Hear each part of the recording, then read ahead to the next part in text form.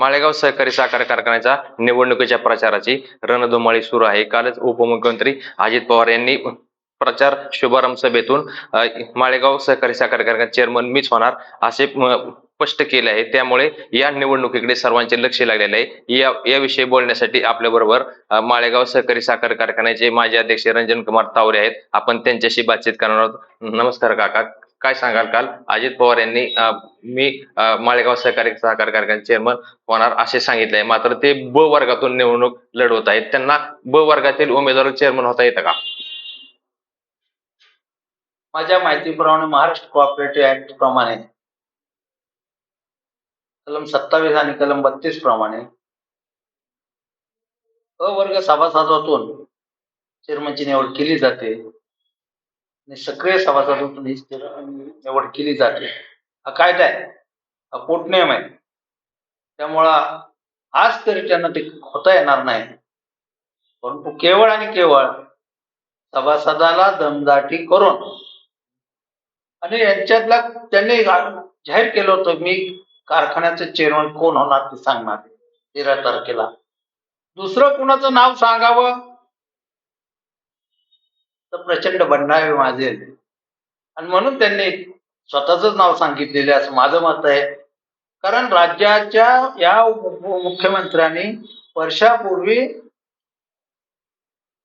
सांगितलं होतं मला राज्याच्या कामातून व्यापातून वेळ मिळत नाही, म्हणून पुणे जिल्हा मध्यवर्ती सहकारी बँकेचा राजीनामा देऊन त्या ठिकाणी रणजित तावरेंना जिल्हा बँकेचं संचालक पद दिलं होतं. मग आता जिल्ह्यात त्यांना मुंबईतनं जिल्ह्यात यायला वेळ नाही. आता बारामतीत माळेगाव कारखान्यावर वेळ कसा मिळणार आहे हाही खरा प्रश्न आहे. आणि माझ्या सभासद राजाला ते कधी भेटणार आहे हा दुसरा प्रश्न आहे. गेल्या 2-3 वर्षापासून माळेगाव सहकारी साखर कारखान्याने राज्यातला 1 नंबरचा ऊसाचा दर दिलाय. असं असलं तरी उपमुख्यमंत्री अजित पवार यांना ज्यादा वेळ या ठिकाणी प्रचाराला द्यावा लागतो. याविषयी काय सांगा?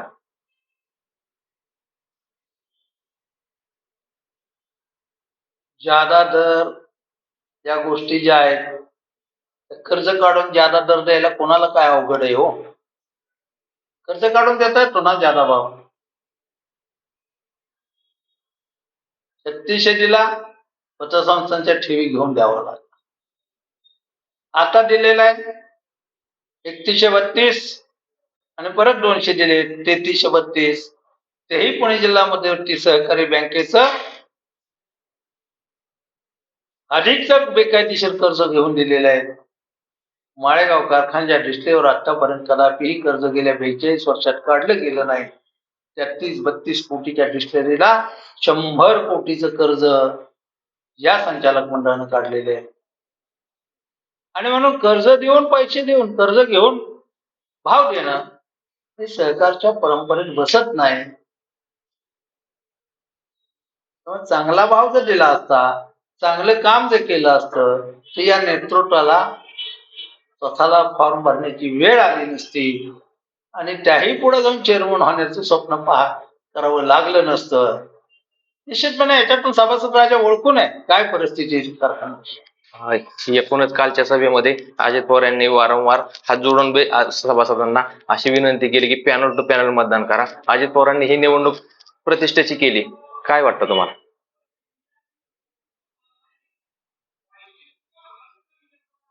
या निवडणुकीपेक्षा आम्ही त्यांना राज्याच्या मुख्यमंत्री पदाच्या शुभेच्छा केल्या होत्या. ही एवढी प्रतिष्ठेची निवडणूक करण्याचं काही कारण नाही, परंतु त्याच्या मागे त्यांचा स्वार्थ काढला. माळेगाव अण्णांच्या मार्गदर्शनाखाली आमच्या दोघांच्या ताब्यात दिला. अधिकची काटकसरून अधिकचे 2 पैसे शेतकऱ्याला आम्ही कसे देतो हा इतिहास माळेगावच्या सभासदांना माहिती आहे आणि त्याची भीती त्यांना. इथल्या शेतकऱ्याला अधिक पैसे मिळले ते देत आहेत म्हणतात. आम्ही दिलेलं सिद्ध झालेलं आहे. ते कुठल्या ज्योतिषाला सांगायची विचारायची गरज नाही. यांना का उतरायची वेळ आली? आणि म्हणून त्यांचा विश्वास आहे सभासद राजाचा. त्यांना कोण अधिकचे पैसे देणार आहे त्यावर त्यांनी त्यांची मतं ठाम केलेली आहे. येणाऱ्या काळामध्ये सत्तेचा गैरवापर होईल का आणि तुम्ही सभासदांना काय आवाहन करणार आहे? येणाऱ्या काळापेक्षा आजच सत्तेचा गैरवापर चालू झालाय.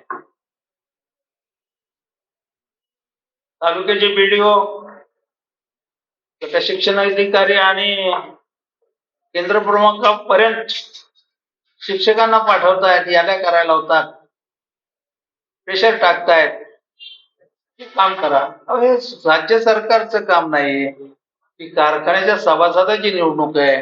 आणि मग राज्य शासकीय कर्मचारी त्यांना शासन पगार देत आहे, ते इथं वापरायची काही कारण नाही.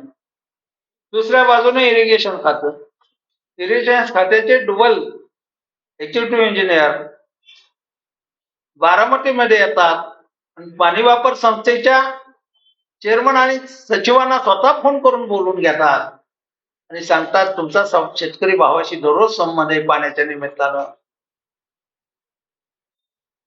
तुम्ही त्या सभासद, त्यांच्या घरात कोण सभासद आहेत, किती सभासद आहेत, तुम्ही ते काम केलं पाहिजे. ही बळजबरी.